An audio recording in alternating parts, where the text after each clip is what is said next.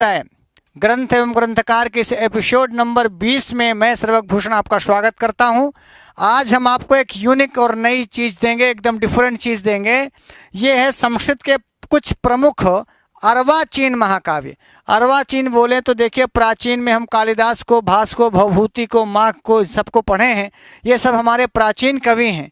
पर आज भी 21वीं शताब्दी में भी बहुत बड़े बड़े कवि हैं, जीवित कवि भी हैं। कुछ लोग 2-4-6 ये कोरोना के काल में बहुत सारी संस्कृत विभूतियाँ इस लोक से उस लोक चली गई, लेकिन अभी भी बहुत सारे लोग हैं जिनकी लेखनी चल रही है, जिनको भगवान ने सुखी रखा है, स्वस्थ रखा है। तो आइए आज हम लोग अर्वाचीन महाकाव्यों के और अर्वाचीन गीत काव्यों की परंपरा को पढ़ेंगे। दूत काव्य लिखे जा रहे हैं, अभी भी महाकाव्य लिखे जा रहे हैं, अभी भी नाटक लिखे जा रहे हैं, अभी भी ऐसे बड़े बड़े विद्वान हैं जिनका नामी गिरामी विद्वान। तो मुझे लगा कि संस्कृत साहित्य में हम लोग ऐसा करते हैं ना, अर्वाचीन विद्वानों को भूल जाते हैं, अर्वाचीन कवियों को, लेखकों को हम भूलते चले जा रहे हैं। तो आपको ये सुनकर जानकर गौरव होगा कि अभी भी जैसे हमारे यहाँ मेघदूत लिखे गए, तो अभी भी दूत काव्य लिखे जाते हैं। जैसे हमारे यहाँ किरात लिखा गया, शिशुपाल लिखा गया, रघुवंश लिखा गया, कुमार संभव लिखा गया, वैसे वैसे बड़े बड़े महाकाव्य लिखे जाते हैं। और बड़े अच्छे कवि हैं, बहुत अच्छा श्लोक लिखते हैं, बहुत अच्छी परंपरा अभी भी चल रही है, जिनको लोग भूलते जा रहे हैं। कम से कम हमें आपको नहीं भूलना चाहिए। इसलिए अर्वाचीन माने नए 21वीं शताब्दी के कवियों की चर्चा मैं आपसे करूंगा इस एपिसोड में। ग्रंथ एवं ग्रंथकार एपिसोड नंबर 20, संस्कृत के कुछ प्रमुख कवि, उनके लेखक और उनकी रचनाएं। तो ये लीजिए, प्रोफेसर रेवा प्रसाद द्विवेदी अभी कुछ दिन पहले ही वो इस धराधाम को छोड़ करके परलोक गमन किया है उन्होंने। सीता चरितम और स्वातंत्र संभवम, ये उनके दो बहुत प्रसिद्ध ग्रंथ है। ध्यान रखिएगा, सीता चरितम बहुत बार परीक्षाओं में पूछा भी गया है। आप इन विभूतियों से को शायद आपने दर्शन किया हो, यदि आप काशी के रहने वाले हैं तो आप इनको देखा भी होगा, आपने दर्शन भी किया होगा। तो आप सौभाग्यशाली हैं कि ऐसे समझ लीजिए कि ये आधुनिक कालिदास हैं, और कालिदास पर जो आपने रिसर्च किया है, जो जनता को दिया है, जो संसार को दिया है, जो जगत को दिया है, वो जगत याद रखेगा। प्रोफेसर रेवा प्रसाद द्विवेदी जी सीता चरितम और स्वतंत्र संभव मुख्य रूप से मध्य प्रदेश में पैदा हुए, लेकिन इनकी विद्या की राजधानी जो काशी कही जाती है, वहाँ आपका कार्यक्षेत्र रहा। तो ध्यान रखिएगा, दो बहुत महत्वपूर्ण ग्रंथ, सीता चरितम और स्वतंत्र संभवम, गुरु जी का, प्रोफेसर रेवा प्रसाद द्विवेदी जी। और ये प्रोफेसर राजेंद्र प्रसाद मिश्र जी, इनका भी आप नाम सुने होंगे, अभी भी देखा भी होगा आप इनको, बहुत सारे सभाओं में बोलते हुए अच्छे वक्ता हैं, बहुत प्रखर वक्ता हैं, बहुत आदरणीय विद्वानों में इनकी गिनती होती है, आज के चोटी के विद्वानों में। तो प्रोफेसर अभिराज राजेंद्र मिश्र ने वामनावतरणम और जानकी जीवनम, देखिए सीता चरितम परीक्षा में बहुत पूछता है प्रोफेसर रेवा प्रसाद द्विवेदी जी का, वैसे ही जानकी जीवनम रेवा प्रसाद द्विवेदी जी से प्रभावित होकर जानकी जीवनम लिखा प्रोफेसर राजेंद्र प्रसाद मिश्र ने। और बहुत अच्छी रचना है, जानकी भगवती सीता जी का चरित्र है। यहाँ भी सीता चरितम में आपको स्पष्ट है सीता चरित्र है। स्वातंत्र संभवम में स्वतंत्रता संग्राम में जिन जिन नेताओं का, जिन जिन वहाँ के सामाजिक और राष्ट्रीय नेताओं का रोल था, वो स्वातंत्र संभवम में आप देख पाएंगे। जाते जाते गुरु जी ने स्वातंत्र संभवम का विस्तार कर दिया है। अभी भी आप देखिएगा, आपसे अध्ययन करने का, आपको दर्शन करने का मुझे सौभाग्य प्राप्त हुआ। मैं काशी में जब पढ़ता था बीएचयू में, प्रोफेसर सदाशिव कुमार द्विवेदी जी के सानिध्य में मैं रहा, उनके पुत्र हैं, और बड़ा स्नेह मिलता था। इसलिए मैं कहूँगा कि यदि आप सब इस ग्रंथ को कभी देख पाएँ, यहाँ आपको मिलेगा बनारस में, सीता चरितम प्रोफेसर रेवा प्रसाद जी का, स्वतंत्र संभव में एक बहुत विशाल काय महाकाव्य है। प्रोफेसर राजेंद्र मिश्र जी का वामनावतरणम और जानकी जीवनम, डॉक्टर उमापति द्विवेदी जी का पारिजात हरणम उमापति द्विवेदी जी का। आपने सुने नहीं होंगे बहुत सारे काव्यों को, आज कम से कम सुन लीजिए, मौका मिले, वक्त मिले तो कभी देखिएगा। डॉक्टर काशीनाथ द्विवेदी जी का रुक्मिणी हरणम यह काव्य पढ़िएगा। और ये श्रीधर भास्कर वर्णेकर का जो शिवराज्योदयम है, ये तो IAS-PCS के पाठ्यक्रम में शामिल है, तो आप इसको देखिएगा। शिवराज विजयम, ये तो अंबिका दत्त व्यास की रचना है, वो आप जानते हैं, पढ़े भी होंगे। लेकिन शिवराज्योदयम ये श्रीधर भास्कर वर्णेकर की बहुत प्रसिद्ध रचना है। और प्रोफेसर सत्यव्रत शास्त्री, जो लोग दिल्ली के आसपास रहते होंगे आपसे परिचित होंगे, प्रोफेसर सत्यव्रत शास्त्री बोधिसत्व चरितम और इंदिरा गांधी चरितम, ये दो ग्रंथ इनके बड़े प्रसिद्ध हैं। तो ध्यान रखिएगा, बहुत बार खासकर DSSB वगैरह की परीक्षाओं में और रीट इत्यादि की परीक्षाओं में जहां पर आधुनिक कवियों को पूछा जाता है, तो वहाँ ये सारे रचनाएँ आपके लिए बहुत महत्वपूर्ण होगी। और ना भी कहीं पूछा जाए तो भी आपको जानना चाहिए कि भैया ये सब भी लिखा गया है, संस्कृत में है। अर्वाचीन कवि अभी भी महाकाव्य में लेखनी चला रहे हैं, नाटक लिख रहे हैं, गीत काव्य लिख रहे हैं, दूत काव्य लिख रहे हैं, संदेश काव्य लिखा जा रहा है, काव्य शास्त्र लिखा जा रहा है। केवल मम्मट और जगन्नाथ और विश्वनाथ तक में हमारा काव्य शास्त्र नहीं समाप्त हो जाता। काव्य शास्त्रीय परंपरा अभी भी चल रही है, अभी भी विचार हो रहा है। महाकाव्य की परंपरा अभी भी अनवरत चल रही, नाटक की परंपरा चल रही, दूत काव्य की परंपरा चल रही, चंपू काव्य लिखे जा रहे हैं। तो ये हम सब लोगों को जान करके गर्व महसूस करना चाहिए। श्रीधर भास्कर वर्णेकर का शिवराज्योदयम, डॉक्टर काशीनाथ द्विवेदी का रुक्मिणी हरणम और प्रोफेसर सत्यव्रत शास्त्री का बोधिसत्व चरितम और इंदिरा गांधी चरितम। अब आगे बढ़ेंगे हम लोग तो फिर से इधर लेखक आपको मिलेंगे, इधर महाकाव्य मिलेंगे। तो लेखक में डॉक्टर ब्रह्मानंद शुक्ल जी का नेहरू चरितम। ये देखिए जितने पुराने सारे लोग हैं वो कांग्रेस से बहुत प्रभावित रहे, इसलिए इंदिरा गांधी चरितम, नेहरू चरितम इत्यादि ग्रंथ आपको मिलेंगे। चूंकि उस समय कांग्रेस का बहुत बोलबाला था और सच में कांग्रेस अच्छा काम कर भी रही थी, राष्ट्र को आगे ले जा रही थी। ऐसे में नेहरू चरित लिखना स्वाभाविक था। डॉक्टर ब्रह्मानंद शुक्ल ने पंडित जवाहरलाल नेहरू पर नेहरू चरितम लिखा। श्री द्विजेंद्र नाथ शास्त्री पर स्वराज्य विजयम लिखा गया, स्वराज्य विजयम श्री द्विजेंद्र नाथ शास्त्री ने। और प्रभुनाथ शास्त्री जी ने गणपति संभवम नामक काव्य लिखा। तो ये गणपति संभवम आप देखेंगे, स्वराज्य विजयम देखिए, नेहरू चरितम देखिए, ये सब आजकल की रचनाएं, माने 20वीं 21वीं शताब्दी की रचनाएं हैं आपको। ये कोई कालिदास के जमाने के कवि नहीं है, ये हमारे आपके दादा बाबा पिताजी के साथ पढ़े हुए लोग हैं।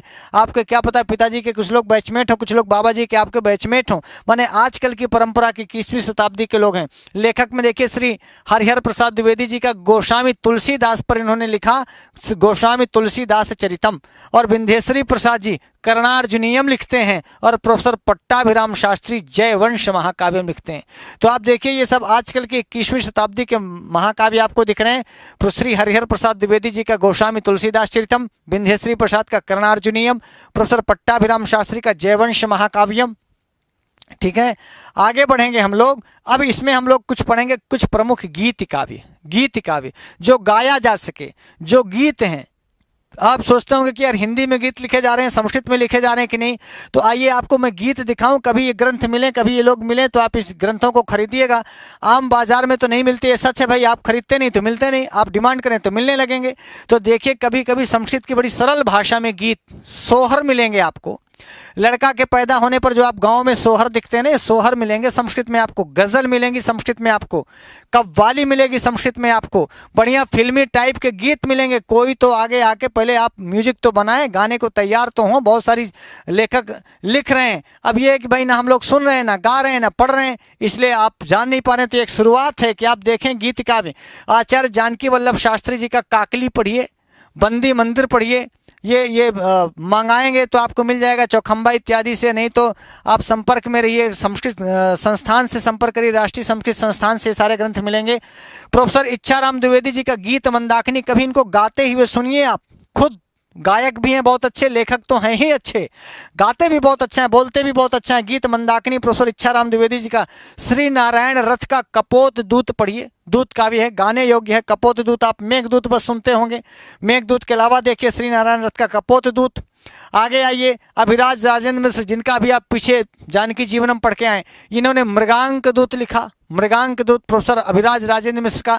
राजगोपाल अयंकर जी का काक दूत, दूत है देखे हम, मेघे दूत सूर्य शतक आप देखते कि मेघे दूत भर दूत है, नहीं पवन दूत भी दूत है, हंस दूत भी दूत है। ये सारे नए दूतों को हम लाए जो अभी, हाँ। तो मृगांक दूत हो गया, राजगोपाल अयंकर। काक दूत हो गया, काक माने कौवा भी दूत का काम करता है। हाँ, कोकिल दूत आपने पढ़ा होगा, कौवा को सब लोग गहरा गहरा समझते हैं। हमारे संस्कृत के कवियों ने कौवा को भी दूत बनाया, उनकी सम्मान को बढ़ाया। काक भी पक्षी है भाई, उसको भी तो काक दूत भी लिखा गया। दयानंद मिश्र ने सूर्य दूत लिखा और पंडित रामावतार शर्मा का मुदगर दूत देखेंगे आप, मुदगर दूत। तो एक एक से बहुत जबरदस्त रचनाएं आप देख पाएंगे। इन लेखकों को, इन रचनाओं को देने का भाव सिर्फ ये है, मकसद सिर्फ ये है कि आप ये जान पाएं कि भाई साहब अभी भी मेघदूत की तरह दूत काव्य लिखे जा रहे हैं, अभी भी किरात, शिशुपाल और नैषधीय चरित की तरह महाकाव्य लिखे जा रहे हैं। ऐसा नहीं कि संस्कृत काव्य परंपरा मृत हो गई, समाप्त हो गया। मैं बार बार कहता हूं कि भाई जंगल में शेर चुपचाप पड़ा रहे तो इसका मतलब ये नहीं होता कि शेर मर गया। शेर ना दहाड़े तो इसका मतलब नहीं होता कि उसकी मृत्यु हो गई। इसलिए बीच बीच में संस्कृत सिंहों को दहाड़ना भी चाहिए ताकि पूरी दुनिया जानती जानते रहे कि संस्कृत के शेर अभी जिंदा हैं, इसलिए चुप होकर के, मौन होकर के पड़े रहना भी बेकारगी है। तो कभी कभी अपनी दहाड़ से, अपनी रचनाओं से, अपने पढ़ाने से, अपने पढ़ने से, अपने IAS बनने से, PCS बनने से, TGT PGT में मास्टर बन करके और दुनिया के हर क्षेत्र में कभी नेता बनकर, कभी बिजनेसमैन बनकर, कभी एक बहुत बड़ा कुछ, हर क्षेत्र में आप अपनी उपस्थिति दर्ज कराएं। कभी बड़ी पिक्चर बना करके, कभी बड़े एक्टर बन करके, कभी डायरेक्टर बन करके, हर क्षेत्र में, चूंकि हमारे हर क्षेत्र में मार्गदर्शक उपस्थित हैं।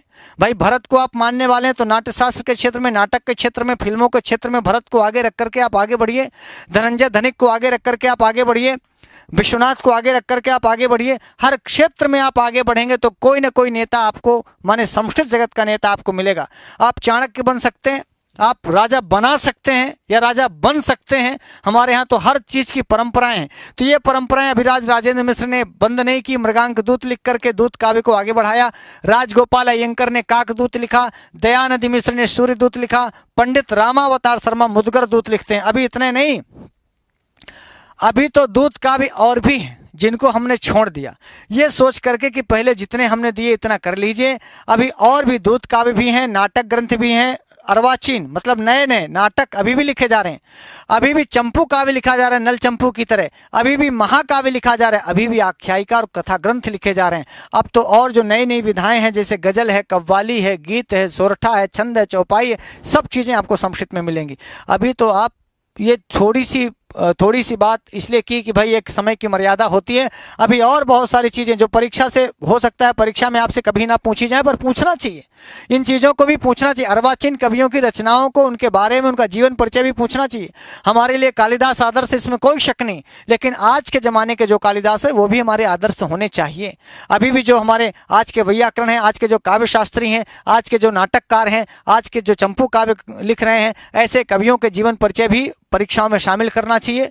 शास्त्रीय आचार्य की परीक्षा में, BA MA की परीक्षा में, और TGT PGT UGC और हायर में सब जगह अर्वाचीन कवियों से भी सवाल जवाब होने चाहिए, ताकि हमारी परंपरा आज क्या हो रहा है ये जाने।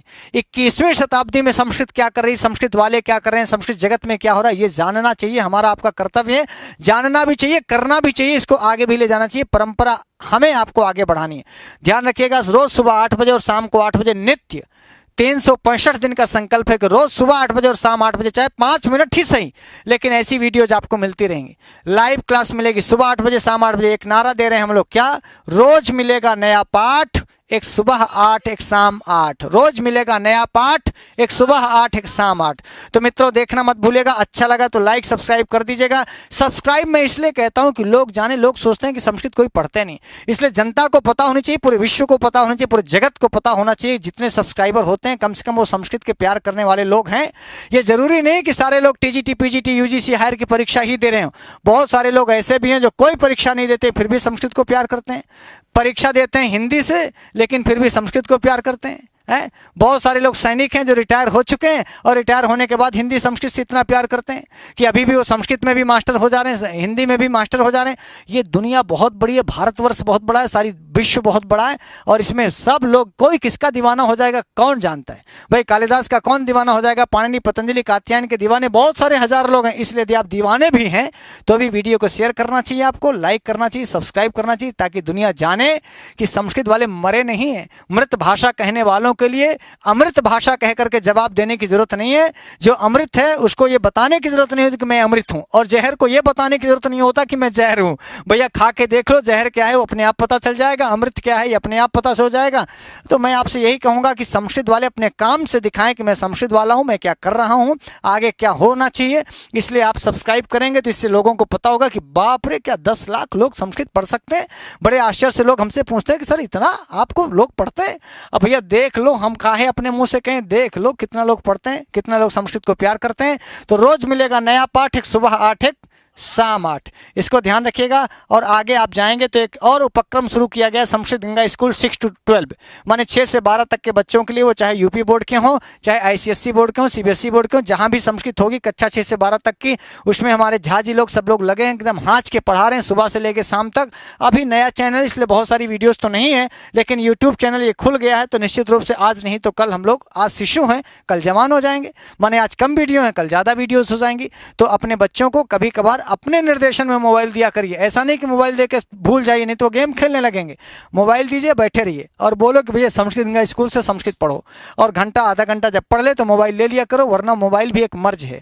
जैसे कहते हैं ना कोरोना फैला है, कुछ दिन बाद मोबाइल की लत फैल जाएगी और इससे भी बड़े बड़े डॉक्टरों के यहाँ ना इलाज होने लगेंगे, भैया हमारा लड़का मोबाइल छोड़े नहीं रहा है इसका। और कभी भी छोटे बच्चों को चुप कराने का तरीका मोबाइल नहीं होना चाहिए, ये मैं अपनी सलाह दे रहा हूँ। बाकी आपकी मर्जी, लड़का आप पैदा करे हो तो आप देख लीजिएगा, बट बेहतर यही होगा कि किसी चीज़ की अति सर्वत्र वर्जित हमारे संस्कृत में कहा गया। अति किसी चीज़ की भी बुरी होती है, और अति किसी चीज़ की, अच्छा प्यार की भी अति हो वो भी बुरी होती है, पढ़ने की भी अति भी बुरी होती है, सब चीज़ की अति बुरी होती है। इसलिए अति सर्वत्र वर्जित। ध्यान रखिएगा, हमारे यहाँ बहुत सारे जीवन जीने के कुछ सूत्र दिए गए, उन सूत्रों में एक ये सूत्र भी है कि भाई अतिवाद कहीं नहीं होना चाहिए। आज के लिए इतना ही। मैं सर्वक भूषण आपको नमः संस्कृताय कहता हूँ, और इस आशा और विश्वास के साथ कि आप संस्कृत को आगे बढ़ाएंगे। हमारे साथ एक कदम आपका भी, इस यज्ञ कुंड में एक आहुति आपकी भी, हमारे साथ चलिए, हम सब साथ चलें, ताकि संस्कृत का जो कर्ज है हम लोगों के ऊपर, जो संस्कृत का ऋण है, वो जैसे पितृ ऋण होता है, राष्ट्र ऋण होता है, राष्ट्र के प्रति, समाज के प्रति, माता पिता के प्रति, परिवार के प्रति, भाषा के प्रति हमारे कुछ कर्तव्य होते हैं, वो कर्तव्यों को हमें आपको पूरा करना चाहिए। तो आज के लिए इतना ही। नमः संस्कृताय।